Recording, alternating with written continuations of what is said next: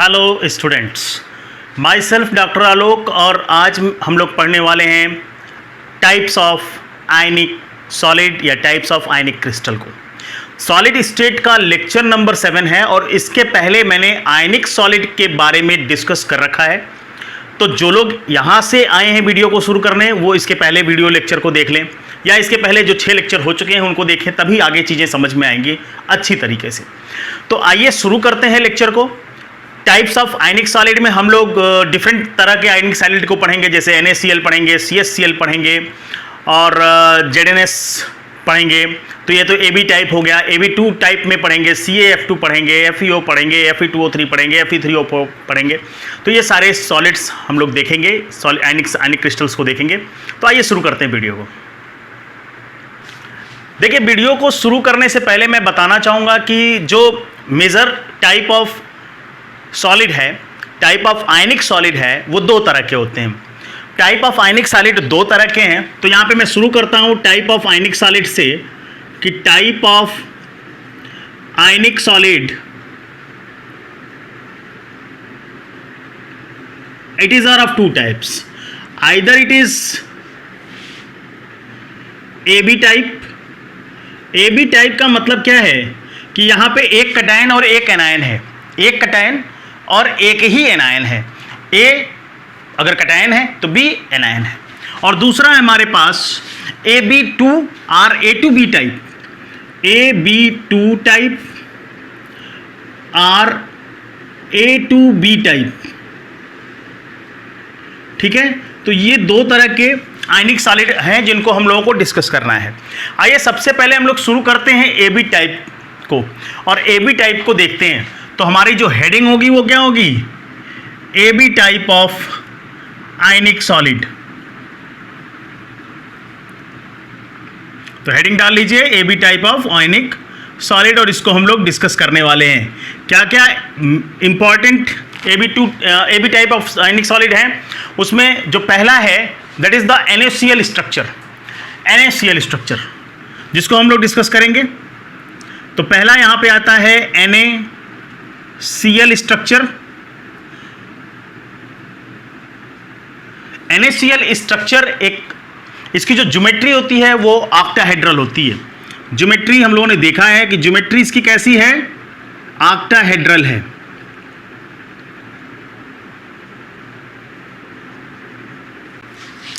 और दूसरा हम लोग देखेंगे ZnS structure.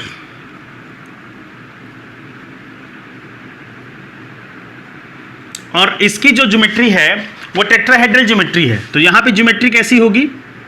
Tetrahedral geometry, tetrahedral geometry होगी। थर्ड टाइप जो हम लोग देखने वाले हैं that is the caesium chloride structure.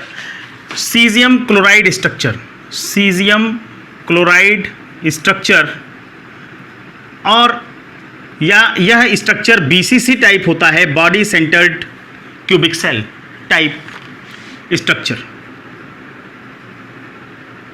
तो ये 3 तरह के हम लोगों को मेजॉरिटी में जो ये 3 तरह के हैं वो AB टाइप आयनिक सॉलिड देखने हैं। तो इसमें जो सबसे सिंपल रहता है सीजियम क्लोराइड, जिसकी ज्योमेट्री BCC टाइप है। तो आइए इनिशिएट करते हैं BCC टाइप से। तो इतना नोट कर लीजिए, इसके बाद हम लोग शुरू करते हैं सीजियम क्लोराइड के स्ट्रक्चर को समझना शुरू करते हैं। ओके, तो नोट करिए।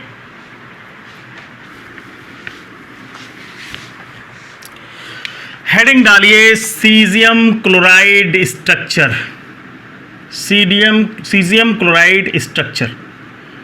अब सबसे पहले इस स्ट्रक्चर के बारे में बात करने से पहले हम लोगों को इसकी ज्योमेट्री पता है कि ज्योमेट्री इसकी कैसी है? BCC type, body centred cubic cell type. तो इसकी ज्योमेट्री कैसी है ये हम लोग पीछे भी लिख लिए हैं, बार बार लिख रहे हैं ताकि बार बार से एकदम याद हो जाए। तो ज्योमेट्री इसकी कैसी है? Body centred cubic cell type. Okay, यहां पर जो ये इस तरह का स्ट्रक्चर क्यों आया? अभी आयनिक क्रिस्टल हम लोगों ने देखा था कि जनरली जो लार्जर आयंस होते हैं वो क्रिस्टल पॉइंट या क्रिस्टल लैटिस पॉइंट को कवर करते हैं और जो कैटायंस होते हैं वो वाइड्स में जाते हैं। ठीक है। लेकिन सीजियम क्लोराइड स्ट्रक्चर में क्या होता है कि जो इसका कटायन है वो कटायन एक तरह से इतना बड़ा हो जाता है, सीजियम बड़ा है, जिसके कारण वो वाइड में नहीं जाता और बीसीसी टाइप स्ट्रक्चर बनाता है। तो यहां पे जो रेडियस रेशियो है, that radius ratio is equal to 0.93। तो याद रखिएगा रेडियस रेशियो का मतलब है कि कटायन का रेडियस अपॉन एनायन का रेडियस इज इक्वल टू 0.93। तो बहुत ज्यादा है। तो ये आपके वाइट्स में इंसर्ट नहीं कर पाता। तो मैंने जब आयनिक क्रिस्टल बताया है, तो जब वाइट्स में नहीं आता तो बाहर आ जाता है, तो वो बीसीसी टाइप स्ट्रक्चर बनाता है। तो यहां पे इस केस में the coordination number of each atom should be 8। ये आपने पढ़ा होगा बीसीसी टाइप जब हमने बताया है। तो यहां पे कोऑर्डिनेशन नंबर शुड बी 8 होगा।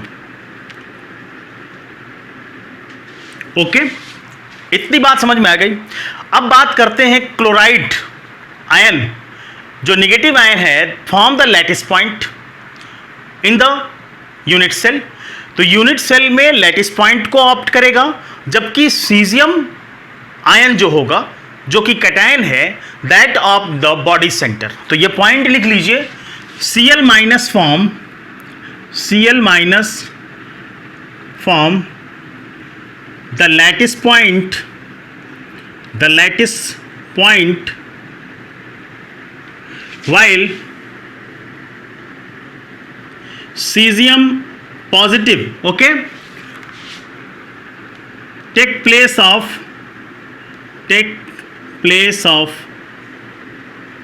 Body centre. ये बॉडी सेंटर का प्लेस लेगा। ओके, इतनी बात समझ में आ गई है। अब आइए, number of Cl ion per unit cell कितने होंगे। आपने अगर कॉर्नर पे हमारे कोई एटम प्रेजेंट होता है यूनिट सेल के, केवल कॉर्नर पे प्रेजेंट है, तो number of atom of chloride ion, तो यहां पे लिख लीजिए नंबर ऑफ Cl आयन। यहां पे क्या हो जाएगा, number of Cl minus ion per unit cell is equal to, तो ये केवल कॉर्नर पे है, कहिए तो मैं इधर स्ट्रक्चर बना देता हूं।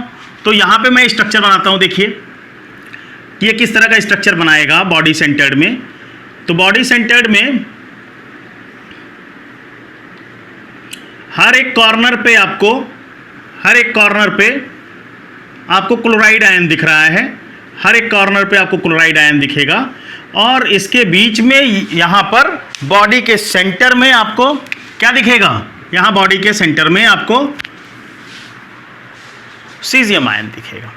ओके, तो एक्चुअल में स्ट्रक्चर मैंने इस तरह से नहीं बनाया है कि वो टच कर रहा हो, तो वो टच करता है। ये जो बीच का बॉडी सेंटर्ड है वो आठों को टच कर रहा है, इसीलिए इसका कोऑर्डिनेशन नंबर 8 है। आठों को टच करेगा, तो ये आठों को टच करता हुआ आपको दिखना चाहिए। तो 3 डायमेंशन नहीं है, इसलिए मैं ऐसा स्ट्रक्चर नहीं बना रहा हूं। लेकिन एज्यूम करिए कि वो जो आठों कॉर्नर पे जो Cl माइनस लगे हैं, वो सीजियम के पॉजिटिव जो आयन है सीजियम का, उसको टच कर रहे हैं। ओके, तभी तो लैटिस एनर्जी निकलेगी। ओके, आइए आगे बात करते हैं। नंबर ऑफ Cs आयन, अच्छा, number of Cl ion per unit cell हम लोगों ने निकालना था। तो 8 कॉर्नर हैं, और आपको पता है कि कॉर्नर के एटम का कंट्रीब्यूशन कितना होता है, 1/8। तो टोटल नंबर ऑफ एटम कितने हो गए, 1। टोटल नंबर ऑफ एटम कितने हो गए, 1। तो नंबर ऑफ, अब आइए देखते हैं, number of caesium ion per unit cell. अब चूंकि ये तो केवल कहां प्रेजेंट है, बॉडी सेंटर में, तो क्या हो जाएगा, 1। यानी कि सीजियम भी 1 और क्लोराइड भी 1। तो अब अगर आपसे कोई पूछे कि एक यूनिट सेल में सीजियम और क्लोराइड के कितने एटम होंगे, तो आप कहोगे 1:1। ओके, 1:1। अब यहां पे कोऑर्डिनेशन नंबर की बात कर रहे हैं अगर हम, तो कोऑर्डिनेशन नंबर ऑफ Cl, अगर हम यहां लिख दें कि coordination number of Cl minus ion का कोऑर्डिनेशन नंबर कितना होगा, तो Cl माइनस आयन का कोऑर्डिनेशन नंबर होगा 8। ओके, ये आगे पीछे 8 क्यूब्स के साथ तो स्ट्रक्चर को पार्टिसिपेट कर रहे हैं, तो इसलिए इसका कोऑर्डिनेशन नंबर कितना हो गया 8। Coordination number of caesium plus ion is equal to 8। तो ऐसे स्ट्रक्चर को 8:8 कोऑर्डिनेशन कंपाउंड कहते हैं। ऐसे स्ट्रक्चर को हम लोग क्या कहते हैं 8:8 कोऑर्डिनेशन कंपाउंड।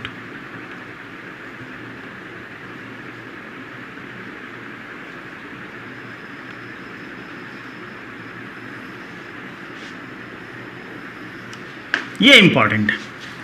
तो सीजियम क्लोराइड जो कि सबसे आसान था, इसलिए मैंने इसको सबसे पहले करा दिया, जबकि हम लोगों ने इसको तीसरे नंबर पे प्लेस किया था। तो NaCl, देन ZnS स्ट्रक्चर, उसके बाद आपका सीजियम क्लोराइड था। सीजियम क्लोराइड को हमने पहले डिस्कस कर लिया है, 8:8 कोऑर्डिनेशन कंपाउंड है। नोट करिए इसको, मैं रब करता हूँ।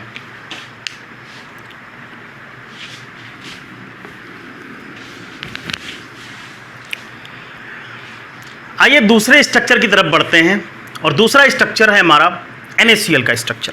तो हेडिंग डालिए NaCl स्ट्रक्चर। तो दूसरा स्ट्रक्चर हमारा है NaCl structure. NaCl structure, NaCl को हम लोग रॉक सॉल्ट स्ट्रक्चर भी बोलते हैं, तो बहुत बार ये भी दे देता है रॉक सॉल्ट स्ट्रक्चर। और NaCl की जो ज्योमेट्री है वो कैसी है ऑक्टाहेड्रल। तो ज्योमेट्री यहां पे कैसी है ऑक्टाहेड्रल, ज्योमेट्री ऑक्टाहेड्रल। तो जो सेल बनेगा वो कैसा बनेगा, सेल कैसा बनेगा भाई, face centred, face centred cubic cell, FCC, ठीक है, फेस सेंटर्ड क्यूबिक सेल। इसी को हम लोग CCP टाइप भी कहते हैं, CCP टाइप।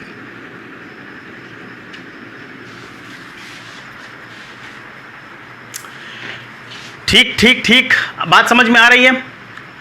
आइए इसका रेडियस रेशियो देखते हैं। तो यहाँ पे जो रेडियस रेशियो होता है, मतलब कि अब यहाँ पे देखिए क्लोराइड है, सोडियम है, तो क्लोराइड आयन बड़ा है तो वह क्या करेगा, लैटिस पॉइंट लेगा। सोडियम आयन कहाँ पे जाएगा, वाइट्स में जाएगा, सोडियम आयन वाइट्स में जाएगा। अब यहाँ पे रेडियस रेशियो इनका कितना है, radius ratio R+/R- is equal to approximately 0.5 आता है, अप्रॉक्सीमेटली 5.5 आता है। एक्चुअल में 95 पिकोमीटर अपॉन 186 पिकोमीटर होता है, दैट इज इक्वल टू 0.5। और जब रेडियस रेशियो 0.5 होगा, जब रेडियस रेशियो 0.5 होगा यानी कि 0.414 से ज़्यादा है, तो 0.414 से ज़्यादा है मतलब कि बहुत आइडियल कंडीशन तो नहीं, तो ये ऑक्टाहेड्रल ज्योमेट्री को फॉर्म करता है। अब दूसरी बात यहाँ पे हम लिखेंगे कि Cl present at corner and at face centre. ध्यान दीजिएगा, Cl कहाँ कहाँ प्रेजेंट होगा, फेस सेंटर्ड क्यूबिक सेल में। जो मैंने कहा कि जो निगेटिव आयंस है, जो लार्जर आयंस है, that take place the lattice point. तो लैटिस पॉइंट यहाँ पे फेस सेंटर में लैटिस पॉइंट कहाँ कहाँ होगा, सारे कॉर्नर्स पे और हर एक फेस के सेंटर पे। तो यहाँ पे आप लिख लीजिए कि Cl present at the corner, Cl minus present at the corner and at the centre of face या एट फेस सेंटर। ओके, ये बात आपको पता चल गई। अच्छा, ये हमको पता चल गया। तो नंबर ऑफ एटम्स से क्या हम जान सकते हैं, कितने नंबर ऑफ एटम्स होंगे, नंबर ऑफ एटम्स हमको पता चल सकता है। तो आइए नंबर ऑफ एटम्स निकालते हैं। तो number of atoms, number of Cl minus per unit cell is equal to कितना हो जाएगा, 8 × 1/8 प्लस 1 आएगा, प्लस फेस के सेंटर में तो 6 फेस और उनका contribution 1/2 is equal to 1 plus 3 is equal to 4, यानी कि 4 एटम अगर Cl के हैं, 4 एटम अगर Cl के हैं तो 4 ही एटम सोडियम आयन के भी होंगे। ठीक है, तो वो किस तरह के वाइट्स में प्लेस होगा, किस तरह के वाइट्स में प्लेस होगा? तो आपको अगर याद हो तो जो ऑक्टाहेड्रल वाइट्स बनते हैं उनके नंबर ऑफ लैटिस पॉइंट पे प्रेजेंट एटम के बराबर होते हैं। तो यहां पर in FCC number of octahedral voids कितने होंगे? आप बताएंगे कि नंबर ऑफ ऑक्टाहेड्रल वाइट्स कितने होंगे? 4 होंगे। और वो कहां प्लेस होंगे? 4 होंगे और कहां प्लेस होंगे? तो अब हम लोग बात करते हैं किसकी? सोडियम आयन की, कि sodium ion present at octahedral voids. ठीक है, सोडियम आयन ऑक्टाहेड्रल वाइट्स में प्रेजेंट होंगे, क्योंकि इसके एटम अगर 4 हैं तो NaCl चूंकि है तो जितने इसके एटम होंगे उतने इसके एटम होंगे। तो ऑक्टाहेड्रल वाइट्स की ही संख्या किसके बराबर आती है? इस सोडियम आयन के बराबर आएगी। तो Na plus present at the octahedral voids. इतनी बात समझ में आ गई है। आइए, ऑक्टाहेड्रल वाइट्स प्रेजेंट कहाँ होंगे? तो नंबर ऑफ, या इस तरह से हम लोग बात करें कि नंबर ऑफ ऑक्टाहेड्रल वाइट्स हम कैसे निकालेंगे, तो वही याद कर लीजिए, फिर से एक बार रिवाइज करिए। नंबर ऑफ ऑक्टाहेड्रल वाइट्स कहाँ होते हैं? At the edge centre, edge के सेंटर पे। तो at edge centre plus centre of cube, cube के सेंटर में और एज के सेंटर में। एज के सेंटर पे होगा तो उनका कंट्रीब्यूशन कितना होगा? भाई एक एज एक क्यूब में उनका कंट्रीब्यूशन कितना है? 1/4। Total number of edge cube में कितने होंगे? Total number of edge cube में कितने होंगे? 12। तो 12 इंटू 1/4 प्लस सेंटर ऑफ एज 1, तो ये कितने हो गए? 3 + 1 इज इक्वल टू 4। ओके, तो आपका सोडियम भी कितना आ गया? 4। क्लोराइड भी कितना आ गया? 4। क्लोराइड कहाँ होगा? लैटिस पॉइंट पे, कॉर्नर पे और फेस सेंटर पे। सोडियम कहाँ प्रेजेंट होगा? ऑक्टाहेड्रल वाइट्स में, ऑक्टाहेड्रल वाइट्स में। इतनी बात समझ में आ गई। आइए हम लोग समझते हैं कि इसका कोऑर्डिनेशन नंबर किस तरह से निकालेंगे। तो यहाँ पे देखिए, अगर मैं बना सकता हूँ, बनाता हूँ, ये देखिए मेरे पास ये क्यूब है,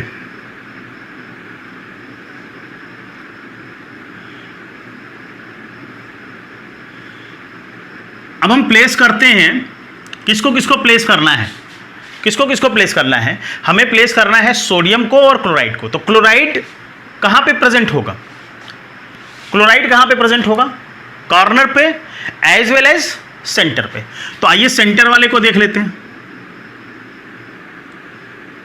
ठीक है, और सोडियम कहाँ कहाँ प्रेजेंट होगा? यहाँ भी प्रेजेंट है, यहाँ भी प्रेजेंट है, यहाँ भी प्रेजेंट है, यहाँ भी प्रेजेंट है। इसको मैं दूसरे कलर से कर देता हूँ ताकि कंफ्यूजन थोड़ा कम रहे आपको।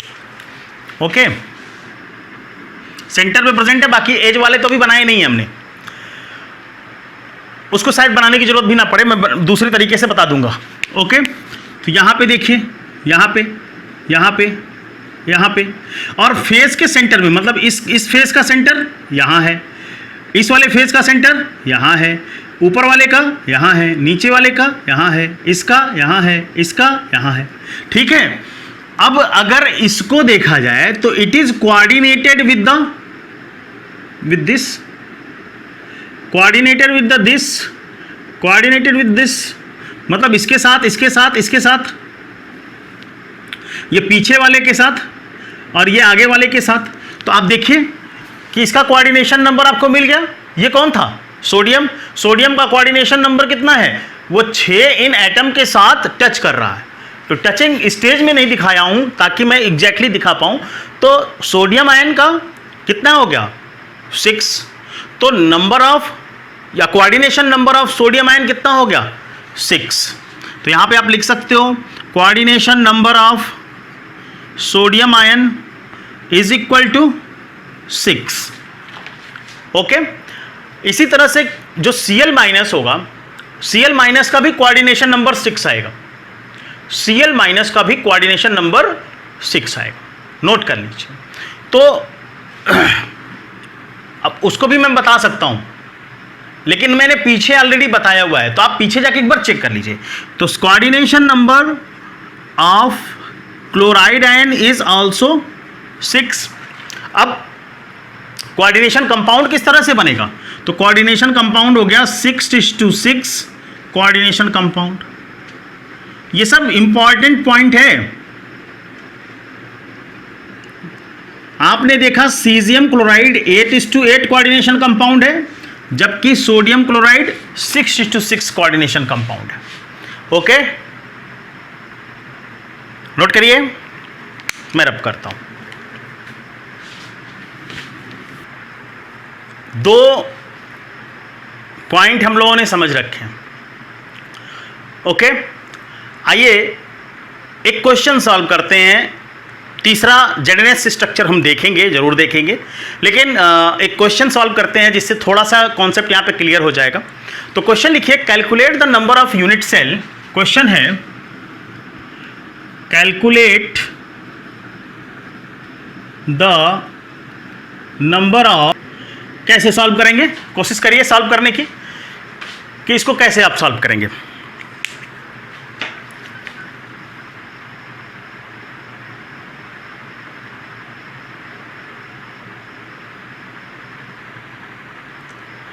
आइए सॉल्व करते हैं।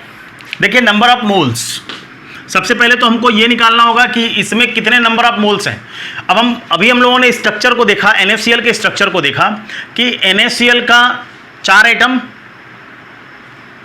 Na का है और 4 ही एटम Cl का है। तो इसका मतलब यह है कि एक यूनिट सेल में 4 एटम Na के, 4 एटम Cl के, मतलब NaCl के 4 मॉलिक्यूल एक तरह से उसमें प्लेस होंगे। तो हमको अगर ये पता चल जाए कि टोटल नंबर ऑफ एटम्स कितने हैं और उसमें हम 4 से डिवीजन कर देंगे, तो हमको नंबर ऑफ यूनिट सेल पता चल जाएंगे। नंबर ऑफ यूनिट सेल ही तो निकालना है। तो सबसे पहले तो हमको नंबर ऑफ मोल्स निकालना पड़ेगा। तो यहां पे देखिए, number of moles is equal to given mass upon molar mass. Given mass दिया हुआ है 58.5, मोलर मास Na का मतलब कितना हो गया 23 plus Cl 35.5 is equal to 58.5। तो यहाँ पे मोलर मास भी कितना है 58.5, मतलब नंबर ऑफ मोल्स कितने हैं 1, और number of moles 1 mole it means 6.022 into 10 to the power 23 molecules. NaCl के बारे में बात कर रहे हैं, तो उतने मॉलिक्यूल्स मिल गए। अब इतने मॉलिक्यूल्स हैं और एक यूनिट सेल बनाने में 4 मॉलिक्यूल इन्वॉल्व होते हैं, तो अब यहाँ पे इससे डिवाइड कर दीजिए। तो 6 number of unit cell is equal to 6.022 into 10 to the power 23 divided by 4 is equal to approximation में आएगा 1.5 into 10 to the power 23 units या 23 यूनिट सेल। आई बात समझ में? छोटा सा क्वेश्चन था, बस ये कि आपको ये क्वेश्चन ठीक से समझ में आ जाए। ओके, तो एक क्वेश्चन और करेंगे। आइए मिटाते हैं, फिर लिखते हैं क्वेश्चन को।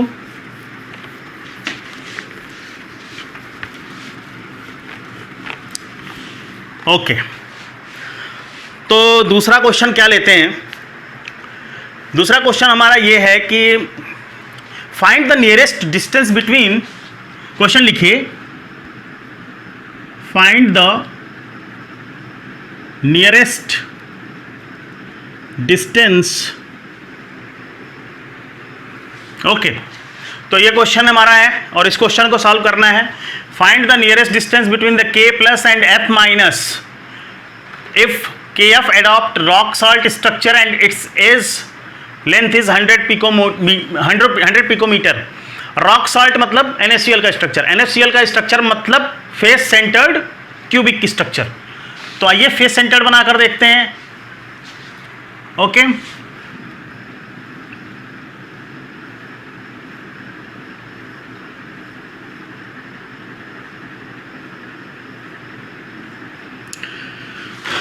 इसके सेंटर में, क्यूब के सेंटर में एक वाइड होगा। अच्छा, यहां पे क्या होंगे? F माइनस, ठीक है। ये स्ट्रक्चर थोड़ा बड़ा होगा और यहां बीच में एज के सेंटर पे भी एक वाइड है, ठीक है। और ये क्या करेंगे? इसको टच कर रहे होंगे। ये भी क्या कर रहे होंगे? इसको टच कर रहे होंगे, ठीक है। अब आपको ये पता है कि एज की लेंथ, अब हमको ये पता है भाई कि अगर ये एज की लेंथ है तो ये एज की लेंथ हमको पता है 100 पिकोमीटर है। और हमसे पूछ रहा है कि ये अगर सोडियम है, सॉरी, ये अगर F माइनस है तो ये आपको इसके और इसके बीच का डिस्टेंस पता करना है, ठीक है। तो ये कितना होगा आप बताएं?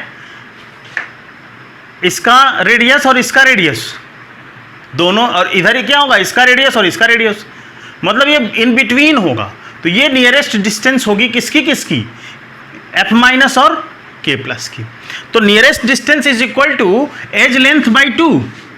Nearest distance is equal to edge length by 2, that is equal to 100 picometer by 2 is equal to 50 picometer। आसान क्वेश्चन था, बात समझ गए? तो एक क्वेश्चन मैंने यहां से करा दिया, दूसरा क्वेश्चन हमने यहां से करा दिया, ठीक है। आप अगर इससे भी करते तो आपको यही मिलता, ये सेंटर पे है। ओके, तो ये अब ये किससे करता? पीछे वाले, आगे वाले, इधर वाले, ऊपर वाले, नीचे वाले। तो कहीं से भी आप जाएंगे आपको नियरेस्ट डिस्टेंस 50 पिकोमीटर ही मिलेगी। ओके, तो चलिए आगे बढ़ते हैं। आइए देखते हैं ZNS टाइप ऑफ स्ट्रक्चर को। तो हेडिंग डालिए ZNS टाइप ऑफ स्ट्रक्चर। दो हमारा हो चुका था ZNS टाइप स्ट्रक्चर, अभी हम लोग AB टाइप पढ़ रहे हैं। तो ZNS टाइप स्ट्रक्चर को देखना है।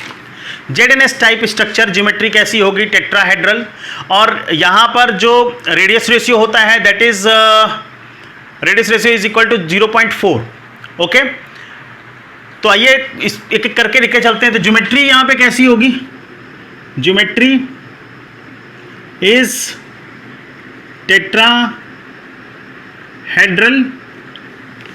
रेडियस रेशियो यहाँ पे होता है 0.4, रेडियस रेशियो 0.4। टेट्राहेड्रल है, टेट्राहेड्रल का मतलब है कि सेंट्रल एटम कितने से? 4 से करेगा। तो coordination number of any atom is equal to 4, ये होना चाहिए। अब देखिए यहाँ पे जो दो तरह के आयन्स हैं, एक है Zn2+ और दूसरा है S2-। दो आयन है। अब S2- का structure present at corner and at face centre. Face centre पे होगा, कॉर्नर पे होगा। बात समझ रहे हैं? इसमें S आयन बड़ा है तो S आयन कहाँ होगा? कॉर्नर पे होगा और फेस सेंटर पे होगा। ये किस तरह का किस तरह का लैटिस बनाएगा? फेस सेंटर लैटिस बनाएगा। और यहाँ पे चूंकि ये टेट्राहेड्रल है तो जो Zn2+ होगा वो कहाँ होगा? टेट्राहेड्रल बॉयड्स में प्रेजेंट होगा, ठीक है। तो अब टेट्राहेड्रल बॉयड कहाँ प्रेजेंट होते हैं? टेट्राहेड्रल बॉयड्स कहाँ प्रेजेंट होते हैं उसको देखना है। तो सबसे पहले हम लोग समझते हैं कि हमारे S2-, S पे 2- is present at lattice point, अब लैटिस पॉइंट इन FCC, और FCC में लैटिस पॉइंट कहाँ कहाँ होता है भाई? Corner plus face centre, corner और फेस सेंटर पे प्रेजेंट होगा। बिल्कुल सही बात है। अब number of S2 minus ion कितना होगा per unit cell? Per unit cell कितना होगा? तो कॉर्नर पे प्रेजेंट हो गया तो 8 × 1/8, और फेस सेंटर पे प्रेजेंट है तो 6 × 1/2 इज इक्वल टू, चलो यहाँ नीचे लिख लेते हैं, 1 + 3 इज इक्वल टू 4। अब ZnS एक ऐसा स्ट्रक्चर है कि अगर S4 है तो Zn भी 4 होगा, ठीक है? तो it means Zn2 plus is also 4 ion per unit cell, ठीक है? तो ये कहाँ प्रेजेंट होगा? तो Zn2 प्लस टेट्राहेड्रल ज्योमेट्री है तो टेट्राहेड्रल वाइड्स में जाएगा। Zn2 plus present in tetrahedral wides, tetrahedral wides में जाएगा। अब टेट्राहेड्रल वाइड प्रेजेंट कहाँ होती है?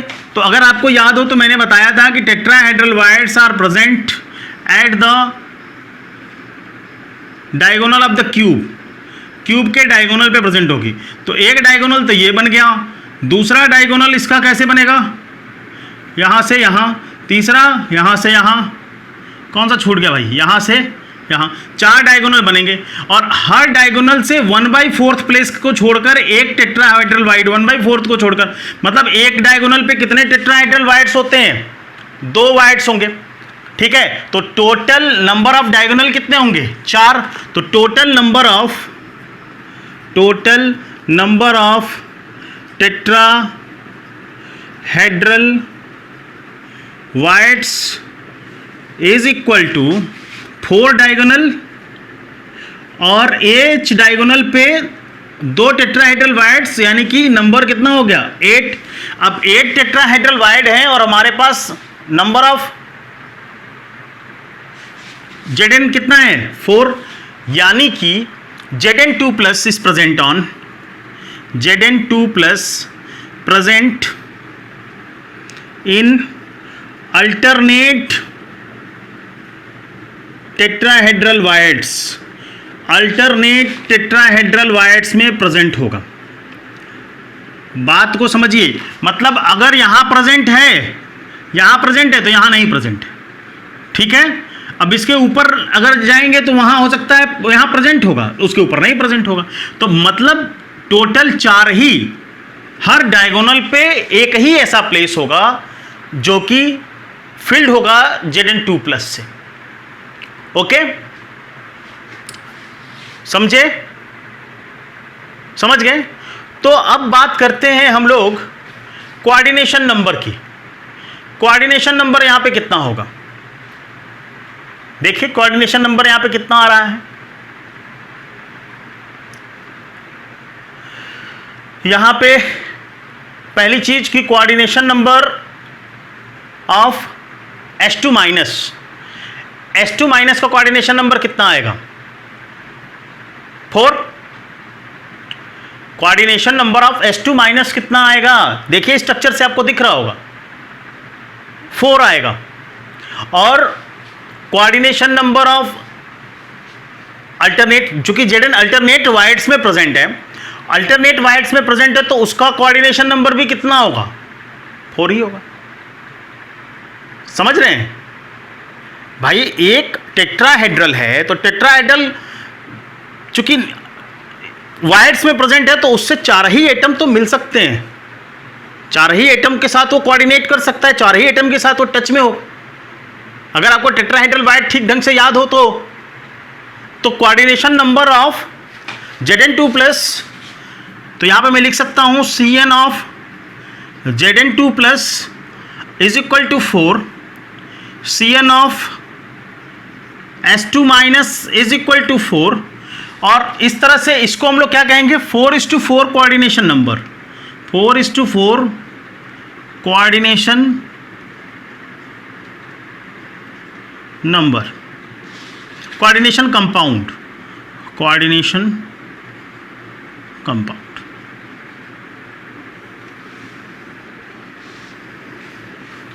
नोट इट डाउन, नोट करिए। आइए नेक्स्ट हमारा टॉपिक है effect of pressure and temperature, कि इन जो आयनिक क्रिस्टल पे प्रेशर और टेम्परेचर का क्या इफेक्ट आता है। तो देखिए हेडिंग डालिएगा, effect of pressure and temperature, effect of pressure and temperature.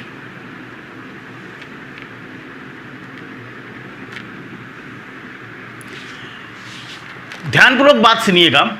NaCl का स्ट्रक्चर 6:6 कोऑर्डिनेशन कंपाउंड होता है। NaCl का स्ट्रक्चर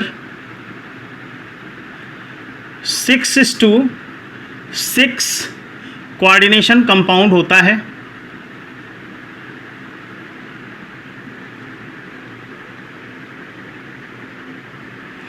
अगर आपने प्रेशर को इंक्रीज कर दिया,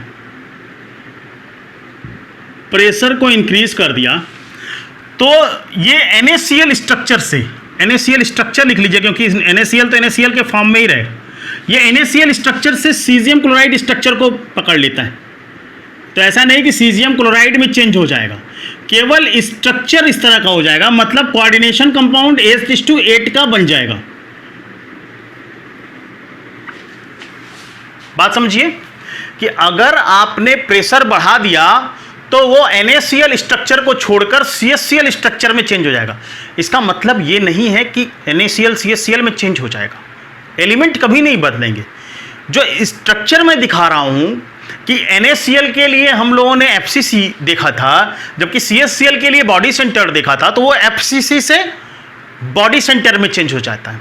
उसी तरह से अगर आप टेम्परेचर को इंक्रीज करते हो तो टेम्परेचर के इंक्रीज करने पे ये बॉडी सेंटर्ड से यानी कि CaCl से अगर आप टेम्परेचर बढ़ाते हो तो दूसरी तरफ ये इधर से इधर चला जाएगा।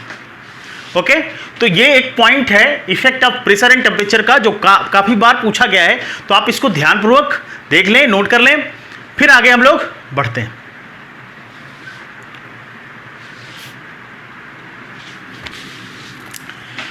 आइए नेक्स्ट टॉपिक पे बढ़ते हैं, दैट इज Ab2 स्ट्रक्चर। और Ab2 स्ट्रक्चर का जो एग्जाम्पल है वो CaF2 है। तो आइए शुरू करते हैं। Ab2 स्ट्रक्चर एग्जाम्पल है CaF2। ओके, अब यहां पे देखिए जो कैल्शियम है वो किस पीरियड में होता है भाई? कैल्शियम 3rd पीरियड में है। ओके, जबकि फ्लोरीन किस में है? 2nd पीरियड में। मतलब कि जो साइज बड़ी किसकी होगी? ये हमेशा नहीं होगा कि आपका जो एनायन होगा वो हमेशा लैटिस पॉइंट रखेगा। यहाँ पे साइज, जिसकी साइज इज इंपॉर्टेंट, तो साइज किसकी बड़ी हो गई? कैल्शियम आयन की। तो size of calcium ion is large, hence occupy CCP lattice.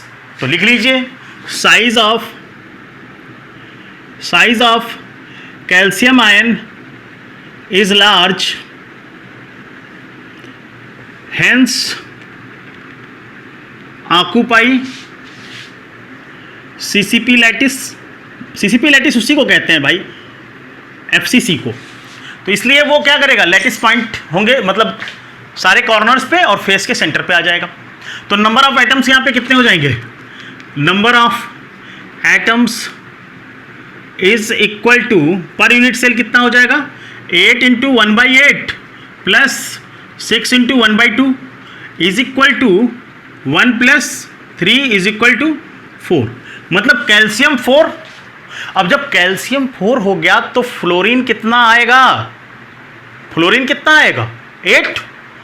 ठीक है, तो अब यहाँ पे तो number of F2 number of F minus ion per unit cell should be 4 into 2, दुगना है भाई तो 8 होना चाहिए। अब F minus occupy wides, F minus wide को ऑक्यूपाई करेगा। अब कौन से वाइड को ऑक्यूपाई करेगा? टेट्राहेड्रल वाइड को ऑक्यूपाई करेगा। उसी के नंबर्स दुगने होते हैं, जितने आइटम्स आ गए लैटिस पॉइंट पे उसका दुगना कहाँ पे होगा? टेट्राहेड्रल वाइड्स में। तो hence F occupies, F minus occupy tetrahedral wides, ठीक है। तो F माइनस टेट्राहेड्रल वाइड्स को ऑक्यूपाई करेगा। अब coordination number of Ca2 plus, coordination number of Ca2 plus कितना आएगा? 8। Cn of Ca2 plus is equal to 8। Cn of F minus कितना होगा? Cn of F माइनस कितना होगा? टेट्राहेड्रल वाइड्स में प्रेजेंट है, कोई भी चीज़ टेट्राहेड्रल वाइड्स में प्रेजेंट है तो 4 आइटम से ही लिंकअप हो सकती है, तो इसका 4। तो ये कोऑर्डिनेशन कंपाउंड कैसा हो जाएगा? 8:4 कोऑर्डिनेशन कंपाउंड। डायरेक्टली क्वेश्चन पूछता है कि ये फलाना स्ट्रक्चर है, इस स्ट्रक्चर के बारे में बताइए जरा, ये कौन सा कोऑर्डिनेशन कंपाउंड बनाएगा। आइए आगे बढ़ेंगे, देखेंगे अब कौन सा स्ट्रक्चर है। तो इसको क्या करूं, रब कर दूं? हो गया है, लिख लिए। नेक्स्ट स्ट्रक्चर है हमारा एंटी फ्लोराइड स्ट्रक्चर। तो हेडिंग डालिए एंटी फ्लोराइड स्ट्रक्चर। हेडिंग हमारा है एंटी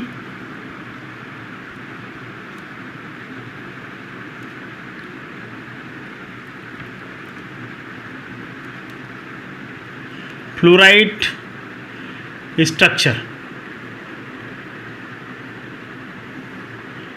और इसके एग्जाम्पल क्या क्या हैं? इसके एग्जाम्पल है Li2O और Na2O। Li2O Na2O anti fluoride structure, CF2 के एंटी काम करेगा। अब यहाँ पे देखिए साइज ऑफ एनायन, ये कटायन हो गया, ये एनायन हो, मतलब ये कटायन हो गया, इसके साथ ऑक्सीजन एनायन हो गया, इसके साथ ये कटायन है, ये ऑक्सीजन एनायन है। Size of O minus is large, तो size of O2 minus is large, hence occupy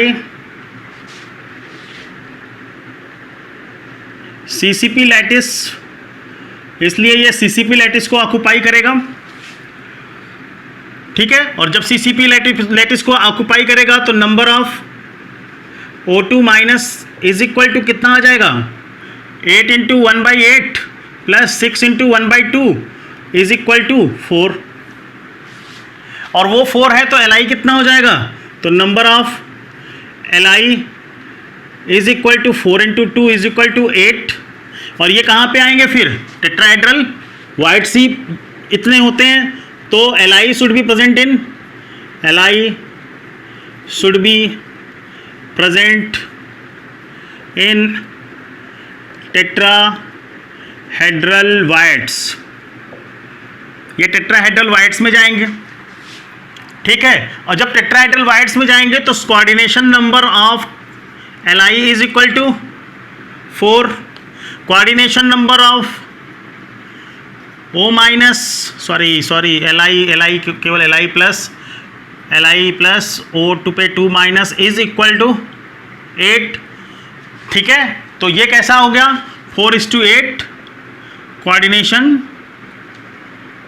अब आराम से निकाल लेंगे, आप लोगों को इतना क्वेश्चन करा दिया हूँ, इतने एग्जाम्पल करा दिए कि आप कर लेंगे, मुझे उम्मीद है। ओके, तो NEET exam point of view से और IIT exam point of view से बहुत इंपॉर्टेंट है। आगे चलते हैं नेक्स्ट स्ट्रक्चर पे। और नेक्स्ट हमारा होगा ऑक्साइड्स ऑफ आयरन। तो आइए ऑक्साइड्स ऑफ आयरन को भी समझ लेते हैं, बहुत छोटे छोटे पॉइंट्स हैं, तो मिटाता हूं। तो हेडिंग डालिए oxides of iron, oxides of iron. Okay, उसमें पहला है FeO, पहला FeO, size of O2 minus is large, hence occupy lattice point। Fe2 occupies किस पे जाएगा भाई, ऑक्टाहेड्रल वाइट्स पे जाएगा, संख्या तो बराबर है, जितने उसके आएंगे उसके अगर 4 आएंगे तो इसके भी। तो आप देख लीजिए O माइनस लार्ज साइज, अरे भाई 2 माइनस, नहीं तो आप लोग कमेंट आते हैं, थोड़ी सी भी गलती हो भाई, ह्यूमन हूँ मैं, एरर हो जाते हैं भाई साहब, कभी कभी पढ़ाते पढ़ाते कोई भी चीज़ दिमाग से मिस कर जाती है। तो O2 minus large size occupy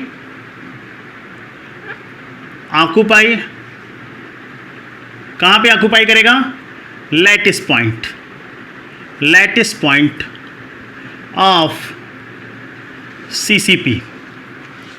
ठीक है, तो नंबर ऑफ एटम्स या number of ions per unit cell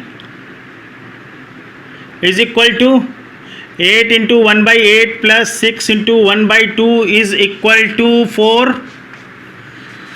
तो जितने हो उतने आयरन भी, तो number of atoms of iron is equal to 4। तो iron occupies octahedral voids, octahedral voids में जाएंगे। ठीक है, तो ये किस तरह का स्ट्रक्चर बनाएंगे, सिमिलर टू रॉक सॉल्ट। तो structure is similar to rock salt. अब रॉक सॉल्ट किस तरह का है, 6:6, याद है आपको, अभी कराया है। ओके, ये हो गया। दूसरा देखते हैं Fe2O3, यही कर लूँ, इधर ही कर लेते हैं Fe2O3 को। ठीक है, तो आइए यही करते हैं, दूसरा इधर कर लेते हैं Fe2O3। अब एक्चुअल में Fe2O3 एक स्ट्रक्चर है जो बनता कैसे है, ठीक है, Fe3O4 से कंफ्यूज हो रहा हूँ, Fe2O3 सही था, मैं Fe3O4 बनाने लगा था। ओके, तो Fe2O3 size of O2 minus is large, occupies lattice point. चलो ये ऑक्युपाई करा देते हैं। तो O2 minus is large, CCP lattice पे आएगा। नंबर ऑफ एटम्स या number of ions per unit cell is equal to 4। ठीक है, Fe ऑक्युपाइज ऑक्टाहेड्रल वाइट्स। भाई Fe की संख्या कितनी होगी, अब देखिए ऑक्सीजन की संख्या 3 है तो Fe की संख्या 2 है। ठीक है, ऑक्सीजन की संख्या 3 है तो Fe की संख्या 2 है। तो अब 3 वाइड में से 2 वाइड को ऑक्युपाई करेगा, तो Fe occupy octahedral voids 2 out of 3 में से 2 को ऑक्युपाई करेगा। और 1 इज वैकेंट, यहाँ पे ये भी लिख सकते हैं आप, 1 इज वैकेंट। नोट कर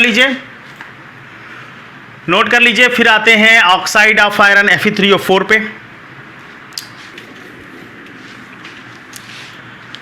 आइए देखते हैं, थर्ड वन इज Fe3O4। अब आएगा मजा। अब देखिए Fe3O4 बनता कैसे है, बनता है FeO से प्लस Fe2O3 से मिलकर बना होता है। FeO का बता दिया, Fe2O3 का बता दिया। साइज ऑफ O2 माइनस, यहाँ पे देखिएगा साइज ऑफ, मतलब O2 माइनस का मतलब है कि O पे 2 माइनस, लार्ज है तो वो कहाँ ऑक्युपाई करेगा, लैटिस पॉइंट को। F2 प्लस, यहाँ पे 2 चीज़ें हैं, एक तो F2 प्लस में है और दूसरा F3 प्लस में है। तो यहाँ पे O2 minus occupy lattice point इन CCP।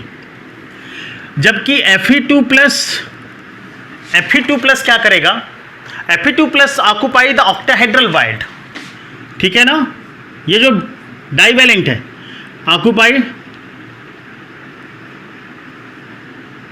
ऑक्टाहेड्रल वाइड्स, ठीक है।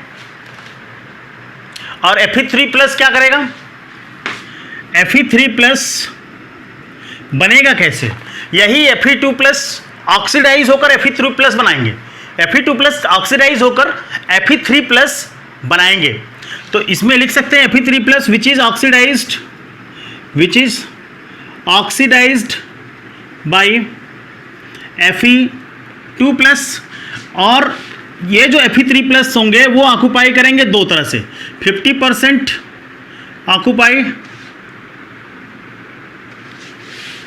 Octahedral wides and 50% occupy tetrahedral wides, ठीक है। इतनी बात समझ में आई। नेक्स्ट एक कुछ इंपॉर्टेंट पॉइंट है, जैसे फेराइट स्ट्रक्चर पूछ लेता है कभी कभी। फेराइट स्ट्रक्चर ये क्या होता है भाई, फेराइट स्ट्रक्चर क्या है, फेराइट स्ट्रक्चर क्या होता है इसको समझिए। What is the ferrite structure, देखिए ferrite structure, if divalent cation of Fe3O4, if divalent cation of Fe3O4 is replaced by the Mg2+ or Zn2+, अगर वो Mg2+ या Zn2+ से रिप्लेस कर दिया जाए, then the structure is known as ferrite structure। तो लिख लीजिए if Fe2+ of Fe3O4 is replaced by Mg2+ or Zn2+, then the structure is called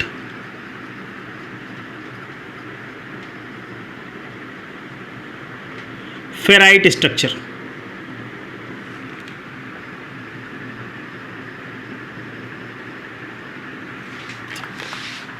okay एक और इंपॉर्टेंट पॉइंट है स्पाइनल स्ट्रक्चर, उसको भी देख लेते हैं। स्पाइनल स्ट्रक्चर देख लो, what is the meaning of spinel structure. Spinel structure क्या है, देखिए size of O2- ion is large, hence it is occupy the lattice point. Mg2+ occupy the tetrahedral voids और Al3 occupies the octahedral wides. देखिए यहाँ पे जो Al3+ है वो ऑक्टाहेड्रल वाइड्स को ऑक्यूपाई कर रही है, जबकि Mg2+ टेट्राहेड्रल वाइड्स को ऑक्यूपाई कर रहा है। तो कहीं ये स्ट्रक्चर आपको लग नहीं रहा है कि Fe3O4 के अपोजिट काम कर रहा है स्पाइनल स्ट्रक्चर। यहाँ पे O2- occupy CCP lattice, okay. और इस केस में Mg2+ जो बाइवेलेंट कटायन होता है,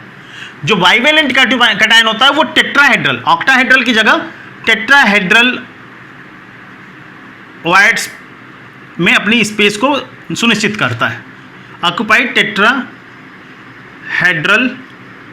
वाइड्स।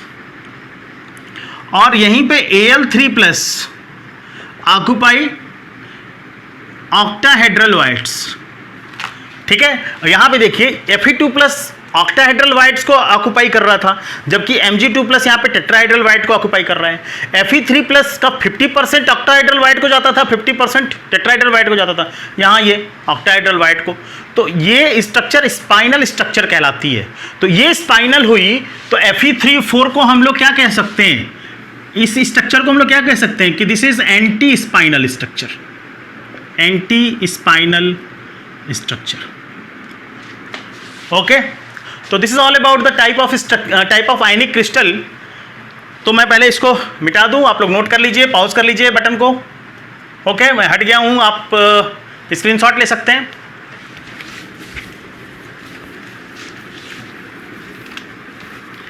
ओके, तो ये लेक्चर अगर आपके समझ में आ रहा है तो मैं ये कहना चाहूँगा कि अगर आपको लेक्चर अच्छा लग रहा है, समझ में आ रहा है, तो आप अपने लाइक्स ज़रूर करिए, कमेंट्स दीजिए, कोई चीज़ नहीं समझ में आ रही है तो पूछिए, और जितना हो सके इसको अपने दोस्तों में शेयर करिए। मैं नहीं कहता कि किसी को भी शेयर कर दीजिए, किसी को भी शेयर करेंगे वो खोलेगा बंद कर देगा, तो ऐसे लोगों को शेयर करिए जो इससे पढ़ें, एटलीस्ट वीडियो को कम से कम इस लॉन्ग ड्यूरेशन तक देखें।